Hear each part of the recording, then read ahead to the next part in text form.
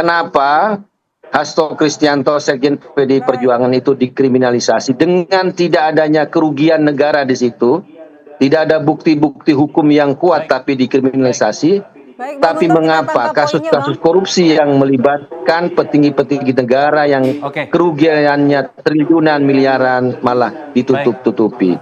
Begitu, Mbak. Hari terakhir ada Muhammad Guntur Romli selaku juru bicara PDIP. Selamat pagi, Bang Guntur Romli. Ya, selamat pagi. Assalamualaikum. Membuat geger atau membuat GR? Waalaikumsalam warahmatullahi wabarakatuh. Langsung deh kita ke Bang Guntur Romli. Bang Guntur, katanya ada puluhan video skandal pejabat negara yang bisa menghebohkan dunia politik Indonesia, dan bahkan lebih heboh dari Watergate di Amerika begitu. Ini video-video apa sebenarnya, Bang? Apa sih yang disiapkan, Bang? Ya, terima kasih Bang Alfad dan Mbak Mala ya. Jadi terkait puluhan video itu kan kemarin prosesnya itu memang direkam, kemudian disiapkan oleh Sekjen PDI Perjuangan, Mas Hasto Kristianto, ketika beliau sadar bahwa penetapan tersangka kepada beliau itu lebih pada bentuk kriminalisasi. Ini sebagai kasus politik ya, bukan kasus hukum. Kenapa disebut dengan kasus politik? Karena nggak layak disebut dengan kasus hukum, karena pertama, Hasto Kristianto bukanlah pejabat negara, bukan pejabat publik. Kemudian dalam kasus ini tidak ada kerugian negara sama sekali. Kemudian selanjutnya melalui fakta hukum pengadilan yang berkekuatan hukum yang sudah tetap, inkrah, tidak ada keterlibatan Sekjen PDI Perjuangan dalam kasus penyuapan Harun Masiku terhadap Wahyu Setiawan. Misalnya dari putusan pengadilan nomor 28 tanggal 15 Agustus tahun 2020 dalam amar putusan hakim halaman 160-161 dinyatakan bahwa segala uang yang diserahkan kepada Wahyu Setiawan merupakan berasal dari Harun Masiku. Tidak ada nama Hasto Kristianto di situ. Ini putusan pengadilan. Kemudian juga terkait dengan apa yang disampaikan oleh alasan atau dalam tanda kutip bukti yang disampaikan oleh Ketua KPK ketika menetapkan Hasto Kristianto sebagai tersangka, itu sangat menggelikan atau menjadi bahan tertawan publik, tidak bisa disebut sebagai bukti ya hukum. Misalnya soal penempatan Harun Masiku sebagai orang Toraja di Sumatera Selatan. Ini kan bikin ketawa publik. Apa masalahnya di situ? Tidak semua yang namanya pencalekan itu sesuai dengan asal. Ya, Bung Noel itu kemarin calegnya itu di Kaltara, tapi asalnya beliau bukan di Kaltara, dan itu nggak ada persoalan gitu loh. Kenapa Harun Masiku yang orang Toraja menjadi caleg di Sumatera Selatan dipersoalkan, bahkan disebut sebagai bukti penyuapan oleh Ketua KPK. Jadi inilah yang menjadi alasan-alasan pertimbangan bahwa menurut Sekjen PDI Perjuangan ini bukan kasus hukum tapi lebih kepada kasus politik, dan sebagai perlawanan karena ini temanya adalah pemberantasan korupsi, maka Sekjen PDI Perjuangan membuat video-video yang memuat skandal-skandal korupsi, termasuk juga upaya kriminalisasi terhadap Anies Baswedan. Dan kalau kita bicara soal Watergate, berarti itu adalah penyalahgunaan kekuasaan, menggunakan hukum untuk membunuh karakter politik, lawan politik. Nah, ke situ ya puluhan video itu. Begitu, Mas. Baik, tadi sudah disebut disinggung nama Bang Noel, mungkin langsung ditanggapi, Bang? Langsung disenggol, Bang. Yang mana ini? Tadi udah disenggol tuh. Bapak, kan teman saya. Sebetulnya kan teman diskusi dari zaman Ahok dulu ya. Iya. Iya, jadi nggak apa-apa. Ya biasa. Ya, tapi kemudian ada menyebutkan, kalau saya mengaitkan begitu ya dengan apa yang dikatakan oleh Pak Hasto, bahwa dia sempat menyinggung ada pihak-pihak yang berambisi untuk 3 periode. Ini sepertinya mengarah ke Pak Jokowi begitu kalau begitu. Anda sebagai perwakilan Pak Jokowi mania, apakah juga merasa ada sesuatu yang bisa saja dibahas di video yang dibuat oleh Pak Hasto ini? Gini, bicara tentang gagasan 3 periode itu kan persoalan politik ya saat itu. Ada gagasan liar yang membuat kita khawatir saat itu. Salah satu yang menolak itu kan saya ya. Saya langsung dari relawan Jokowi yang langsung secara terbuka menolak gagasan gagasan liar ini. Gagasan yang kecenderungannya pasti anti terhadap demokrasi. Jadi kalau ketika Hasto bicara tentang ada gagasan relevan nggak dengan hari ini? Sedangkan sekarang ini presidennya baru, artinya 3 periode sudah tidak didukung oleh publik. Pertama itu, kedua pasti melanggar konstitusi ya. Ketiga melanggar apa yang menjadi bagian cita-cita kita waktu di 98 bahwa kekuasaan eksekutif itu harus dibatasi, yaitu 2 periode. Nah, ketika timbul gagasan 3 periode, ya kita melawan dong. Gitu. Dan saat itu relawan Jokowi yang melakukan perlawanan saya. Dan kedua, bahwa presiden sudah menyampaikan saat itu ya, Pak Jokowi sebagai presiden, dia menyampaikan orang yang menggagas 3 periode ini orang yang menampar mukanya, lantas mencari muka dan sebagainya lah. Dan itu kan berkali-kali beliau sanggah bahwa tidak ada gitu loh. Kemudian itu diwacanakan, kemudian ada beberapa relawan Jokowi yang sesat itu, banyak orang sesat saat itu, yang sangat euforia dengan gagasan ini, ya kan saya melawan. Walaupun saat itu saya dihabisi juga, tapi saya tetap nggak berhenti untuk melakukan perlawanan bahwa ini adalah gagasan jahat dalam demokrasi. Dan kita lawan tuh. Nah kemudian Hasto mengkait-kaitkan, Hasto tuh lagi panik, nggak bisa tidur ya pasti. Apakah artinya ini apa yang ditujukan oleh Pak Hasto ini salah alamat kalau mengatakan bahwa ini adalah... Ya realitanya hari ini ada 3 periode. Ya itu kan mungkin pintu masuknya saja, Bang. Pintu masuknya soal itu untuk mengkaitkannya ke Pak Jokowi. Orang kalau lagi sakit siapa tahu perut, punya video-video lain atau bukti-bukti lain yang diungkap dalam video itu terkait Pak Jokowi misalnya. Nanti malah jadi backfire, dia bilang ada bukti-bukti besar dan lain-lainnya. Malah nanti blunder buat dia. Nanti ketika nanti penegak hukum bilang mana bukti-buktinya. Kalau dia nggak bisa buktiin gimana? Jadi yakin tidak ada ya video-video yang mengaitkan dengan Pak Jokowi? 1.000.000% nggak ada tuh. Oke. Nah 1.000.000% juga kita tuntut supaya itu ada. Supaya dibuktikan. Iya dong, jangan maksudnya gini, jangan lempar-lempar bola panas yang akhirnya tidak bisa bertanggungjawabkan. Kalau kayak saya dari dulu kan saya buktiin terus. Apa yang saya sampaikan saya buktiin terus. Jangan-jangan apa yang menjadi kegundahan Mas Hasto ini, kegelisahan dia yang nggak bisa tidur ketika menjadi TSK. Sebetulnya kan mungkin ada doa-doa orang yang dulu dizalimi beliau. Akhirnya doa itu sekarang berjalan. Ya sudah, jangan dikait-kaitkan problem politik dia dengan politik gitu loh. Ya sudah, ini kasus hukumnya, fokus aja di situ. Buktikan bahwa dia tidak melakukan itu. Dan penegak hukum juga sedang melakukan pembuktiannya juga kan. Ya sudah, nanti di persidangan aja. Jangan ngebangun opini-opini, mengorkestrasikan sesuatu yang sebetulnya saya yakin beliau juga tidak akan mampu membuktikannya. Berarti tidak ada kekhawatiran ya kalau video-video itu diungkap ke publik ya? Pertama, jelas tidak berani dia ngeluarinnya. Kedua, kita juga akan mau tahu benar nggak itu gitu loh. Yang pasti saya katakan tidak mungkin ada.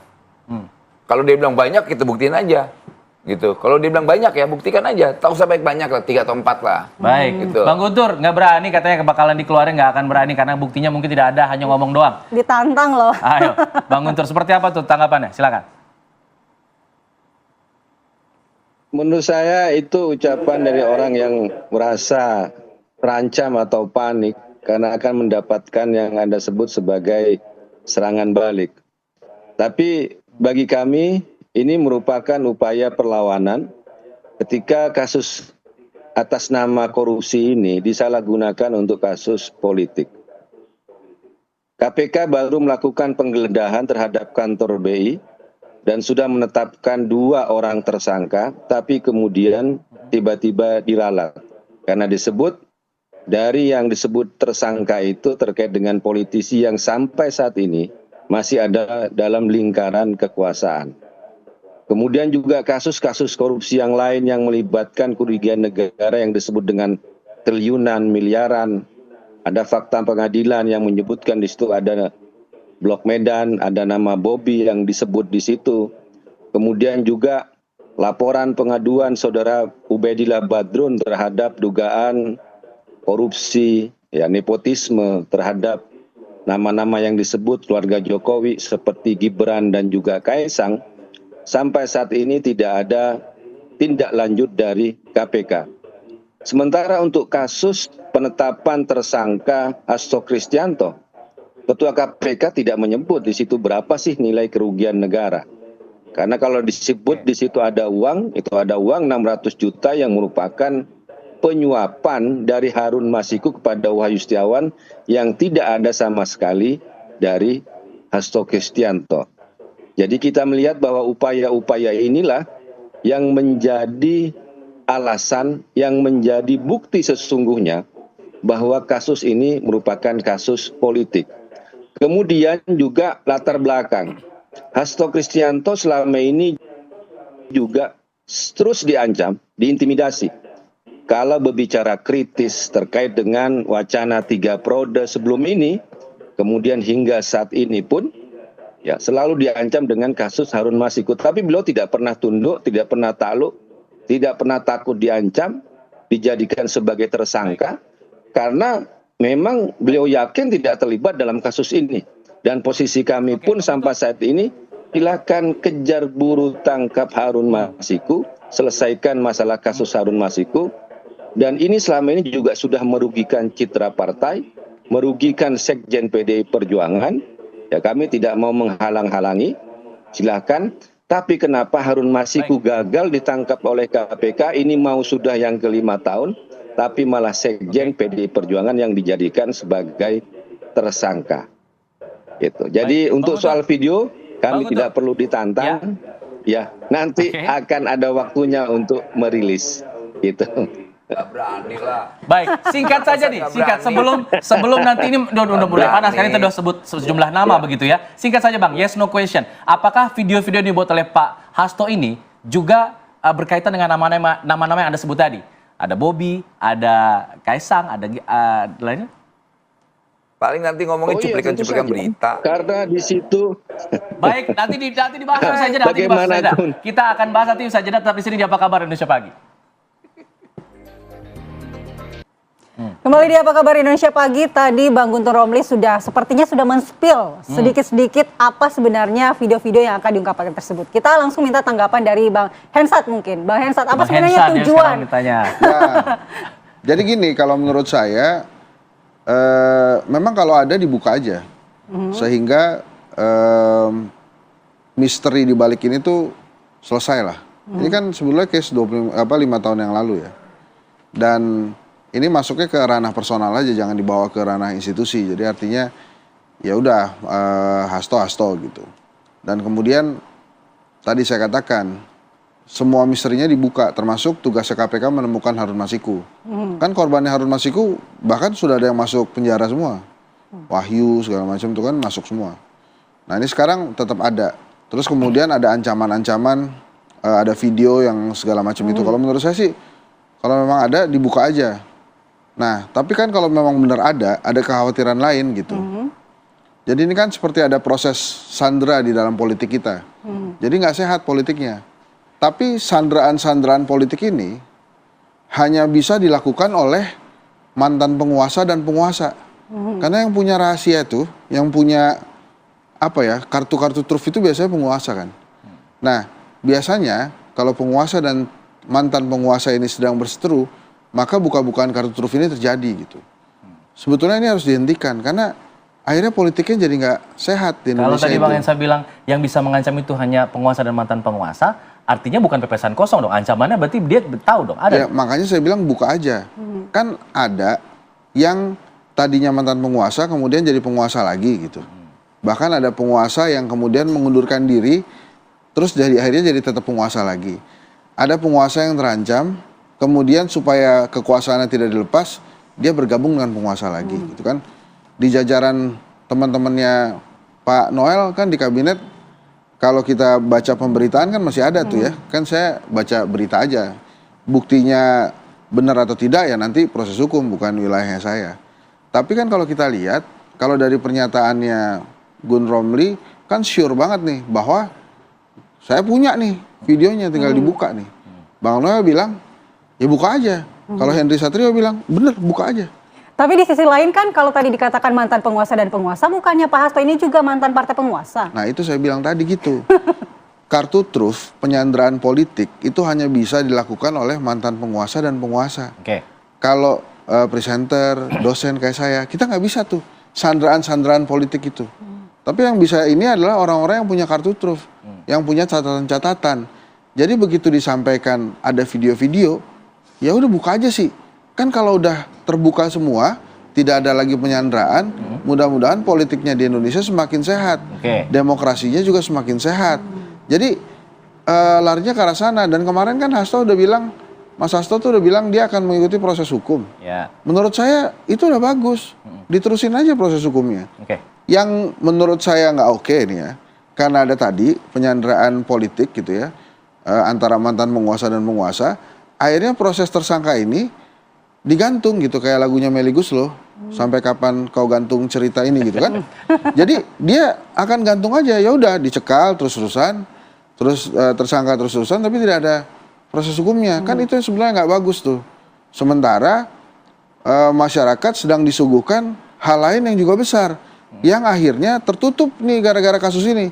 Apa itu? Yaitu korupsi 300 triliun cuma dihukum 6,5 tahun.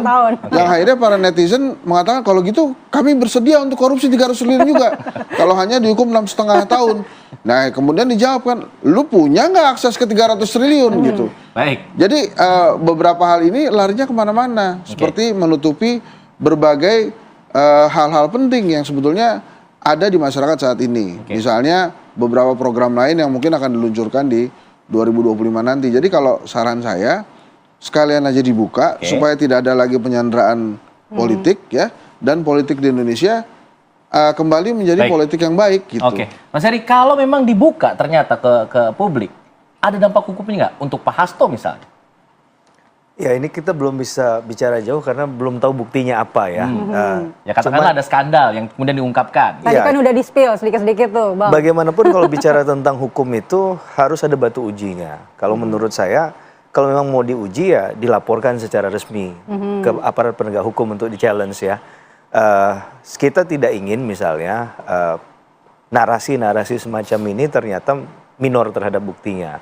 Satu. Yang kedua, saya sepakat juga tadi Bang Hensat katakan, padahal ini adalah kewajiban hukum ya. Ketika ada seseorang mengetahui adanya dugaan tindak pidana, kan kewajiban hukumnya adalah memberikan kesaksian, menginformasikan kepada aparat penegak hukum. Kalau ternyata mengetahui tapi kemudian tidak disampaikan, apakah ini untuk kepentingan yang lebih besar yaitu merah putih atau kepentingan sesaat hanya untuk menangkis serangan sesaat saja? Nah ini nanti pasti pihaknya Mas Hasto lebih paham untuk menjelaskan hal itu. Tapi dari kacamata hukum sekali lagi, kita tentu sangat menyayangkan kalau sampai pilihan untuk tidak menyampaikan informasi itu adalah menunggu momentum, menunggu untuk diserang atau tidak diserang. Padahal untuk perbaikan hukum, ya sepahit apapun menurut saya harusnya disampaikan ke publik.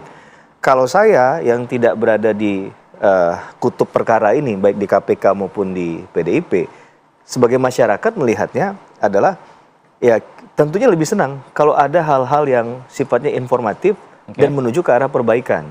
Nah masalahnya apakah kemudian bukti yang diajukan nanti itu memenuhi kualifikasi sebagai alat bukti atau tidak. Tapi ini haknya Pak Hasto untuk kemudian menyampaikan bahwa dia punya bukti sebagai warga negara Indonesia kan.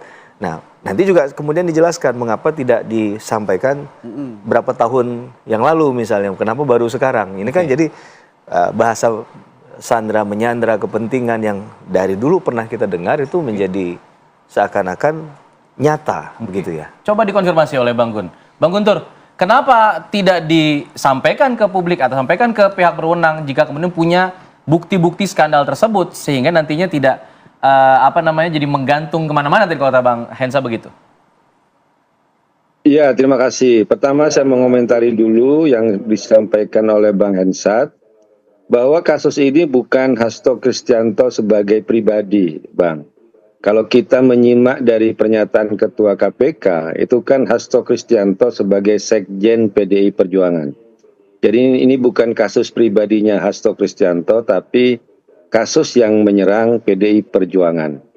Apalagi yang disampaikan Ketua KPK, pertimbangan atau bukti yang ia sebut, itu kan semua yang dikriminalisasi itu kan tugas kesekjenan. Misalnya menempatkan caleg Tapi itu kan berdasarkan rapat DPP dan keputusan ketua umum, jadi bukan pribadinya sekjen. Kemudian juga keputusan meng-PAW-kan ya Harun Masiku, karena waktu itu juga kasusnya bukan hanya kasus Harun Masiku satu orang, di situ ada nama Maria Lestari yang juga sama-sama diajukan ke KPU. Maria Lestari diloloskan, tapi Harun Masiku tidak. Bahkan disitulah ada upaya untuk meminta duit. Dan kalau saya jadi Harun Masiku saat itu, saya akan melaporin ini upaya untuk pemerasan. Wong saya ada punya namanya surat dari DPP, ada fatwa Mahkamah Agung. Ya cuma terjadilah kasus penyuapan itu dan kami tidak mau bela. Kasus yang lain juga adalah waktu itu juga di Gerindra ada Mulan Jamila yang mengajukan juga PAW dan meloncati 2 caleg di atasnya. Dan waktu itu juga diloloskan. Makanya di situ kenapa Harun Masiku tidak diloloskan kemudian dimintain duit. Tapi terjadilah kasus seperti ini dan kami tidak mau bela, silakan buru tangkap Harun Masiku karena kasus ini benar-benar menciderai citra partai dan juga selama ini menjadikan sandera politik terhadap Sekjen PDI Perjuangan. Itu yang pertama. Yang kedua, kenapa tidak dilaporkan kepada lembaga-lembaga penegak hukum? Pertanyaannya adalah apakah kita masih bisa percaya penegak hukum? Kasus seperti disampaikan tadi 300 triliun itu kan kasus di Kejaksaan. Harvey Muiz ya ternyata juga divonis 6,5 tahun. Kemudian mau dilaporkan kemana? Ke KPK. Yang banyak kasus yang sudah disebutkan, bahkan almarhum Faisal Basri menyebut di situ ada dugaan ekspor ilegal nikel dan menyebut nama terang-terangan ada nama Bobi Nasution dan Erlangga Hartarto. Itu disebutkan oleh almarhum Faisal Basri dan disebutkan juga di situ ada bukti-bukti. Kemudian seperti saya sebutkan tadi juga KPK baru meralat 2 tersangka kasus dugaan penyalahgunaan CSR BI. Ya, kemudian kepada polisi. Ya, banyak sekali kasus-kasus akhir-akhir ini yang melibatkan citra kepolisian. Bahkan juga di situ ya dalam video itu juga ada yang disampaikan oleh Mas Hasto bagaimana seorang pimpinan dari lembaga penegak hukum itu disalahgunakan, dipakai untuk menyelesaikan masalah pribadi anak seorang penguasa. Masalah pribadi lah, tapi menggunakan kewenangan pimpinan penegak hukum. Nantilah kita lihat videonya. Gitu. Tapi kalau begitu tidak dilaporkan alasannya. ke penegak hukum itu tidak ada konsekuensi hukumnya, Bang Guntur? Ya kita kan persoalannya sekarang itu kan banyak kasus itu harus viral, harus menjadi perhatian publik baru ada keadilan. No viral no justice itu istilahnya yang sekarang kalau kita bicara soal netizen. Karena di situ kita lihat bahwa masalah ketidakpercayaan masyarakat kepada lembaga-lembaga negara ya itulah yang menyebabkan sehingga tidak semuanya banyak kasus itu bisa diselesaikan oleh lembaga-lembaga negara kecuali mendapat perhatian dari publik, mendapatkan dukungan dari publik sehingga negara itu harus bertindak. Jadi seperti itu. Baik. Sebentar, Pak. Jadi artinya kalau memang tidak perseorangan maka yang memiliki video ini sebenarnya PDI Perjuangan. Institusi, PDIP-nya. PDI Perjuangan gitu ya. Jadi artinya menurut saya apalagi sebuah partai besar pemenang pemilu gitu ya. Sebaiknya memang dipercepat saja dibukanya supaya memang PDI Perjuangan bisa jadi garda terdepan untuk perbaikan politik di Indonesia. Makanya kan tadi saya katakan ini hanya bisa dilakukan oleh mantan penguasa dan penguasa. Ya PDI Perjuangan waktu itu berkuasa makanya dia punya nih catatan-catatan ini. Nah demi perbaikan politik di Indonesia menurut saya karena tadi Bang Guntur Romli sudah menjelaskan dengan baik sekali bahwa tidak bisa ini di ranah perorangan, harusnya di ranah institusi. Ini malah akan membuat keterbukaan kasus ini menjadi lebih terbuka lagi, harus terang-benderang lagi, walaupun tetap saja pertanyaan di netizen yang maha benar dengan segala tweetnya itu bertanya, jadi sekarang Harun Masikunya ada di mana? Masih ada di bumi atau tidak? Gitu kira-kira gitulah. Substansialnya terlupakan. Itu ditemukanlah si Harun Masiku itu, mungkin lagi nyamar gitu. Baik, nanti kita akan minta tanggapan dari Bang Noel dan juga Mas Heri, namun kita jeda dulu di Apa Kabar Indonesia Pagi. Kita lanjutkan perbincangan kita pemirsa di Apa Kabar Indonesia Pagi. Kita langsung ke Bang Noel. Bang Noel, tadi sebelumnya di Zoom Bang Gun Rom sudah menyatakan sejumlah kasus-kasus nih yang sepertinya inilah yang akan di-spill nanti dalam video-video ancaman tersebut yang dibuat oleh Pak Hasto. Bagaimana menanggapi kasus-kasus yang disebutkan tadi? Apakah memang Anda tahu atau punya informasi terkait dengan hal-hal yang disebutkan oleh Gun Romli? Pertama, saya tidak tahu. Kedua, saya yakin itu gertak sambal lah. Gertak sambal yang nggak mungkin berani dilakukan. Kedua, pasti tidak ada juga. Bagaimana ketika orang korupsi di videoin, kayak bikin sandiwara kan, kayak bikin sinetron. Mungkin Pak Hasto yang mengungkapkan. Pak Hasto di video, kemudian dia menunjukkan bukti-buktinya. Dia berani bertaruh saya di sini nih. Saya yakin 1.000.000% dia tidak akan berani melakukannya. Cuman dia kan shock doang, kaget, tersangka, nggak bisa tidur nih. 1.000.000% juga saya yakin nih bahwa Hasto tidak bisa tidur. Dia bikin orkestrasi lah, dia seperti Bung Karno yang berjuang keadilan. Dia bukan bercerita tentang Bung Karno. Kalau Bung Karno bicara tentang kemerdekaan Republik ini, tapi dia sebagai hari ini orang yang Bung Parno. Bung Parno dia, ya Parno ya, apa aja gitu. Itu. Jadi Bung Hasto ini bisa saya mandatkan sebagai Bung Parno nasional. Ya kan? Karena Parno karena dia nggak bisa tidur, sakit perut. Kalau kita kan senyum-senyum aja Mas Hasto. Udah, terus dari saya itu kan problem hukumnya sudah. Jangan ngomong lagi kriminalisasi dan sebagainya. Jangan bangun-bangun narasi malah menyesatkan dirinya dan partainya. Ini partai besar, partai ideologis. Gitu. Gak mungkin hal-hal yang ideologis menjadi sesuatu yang seakan-akan menjadi rendah gitu loh. Karena perbuatan personal gitu loh. Kemudian itu ada institusi, ada ikatan melekat di dirinya terkait dia sebagai sekjen partai, itu persoalan belakang. Banyak juga tuh orang ketua umum partai, berapa ketua umum partai itu yang ditangkap sama KPK. Biasa aja tuh. Semua juga dulu gertaknya siapapun yang ditersangkakan tadi kepolisian, di KPK, pasti kami akan bongkar. Pas pakai baju oranye sakit perut tuh, diem. Lihat aja nanti, 1.000.000% saya sampaikan di sini. Gak berani Hasto ngakuinnya. Bang Guntur Romli, gimana nih kemudian tanggapannya? Ini kemudian dibilang Bung Parno malah katanya. Jadi apa ini adalah upaya untuk menghambat kasusnya saja agar tidak berjalan begitu atau bagaimana? Ya, kalau Bung Noel tidak percaya, itu ya dimaklumi. Karena video itu akan mengancam mantan bosnya. Kita lihat aja nanti. Kalau disampaikan tadi ya soal Bung Karno, ingat ada perkataan Bung Karno yang sangat terkenal bahwa perjuangan kalian itu lebih berat kalau aku menghadapi penjajah, tapi kalau kalian menghadapi bangsa sendiri. Artinya apa? Ada bangsa dari kita yang menggunakan cara-cara penjajah, melakukan kriminalisasi, ya, melakukan serangan politik untuk membunuh karakter. Ini kan khas penjajah. Jadi itu yang harus kita ingat. Ya, ketika Mas Hasto mengutip Bung Karno itu bukan ingin menyamakan dirinya dengan Bung Karno, bukan. Tapi beliau mengaku sebagai murid dari Bung Karno, spirit perlawanan, spirit tidak pernah tunduk. Ya. Dan ada buku yang dipegang oleh Bung Hasto waktu itu soal Bung Karno Penyambung Lidah Rakyat, itu karangan ditulis oleh Cindy Adam. Bab 9 itu kan terkait bagaimana Bung Karno masuk penjara karena aktivitas politik, ya, tapi dipakai dengan kasus hukum untuk menjebloskannya kepada penjara, dan suasana kebatinan itulah yang saat ini dihadapi oleh Hasto Kristianto. Tapi sekali lagi kasus ini benar-benar akan membuka publik terkait soal pemberantasan korupsi.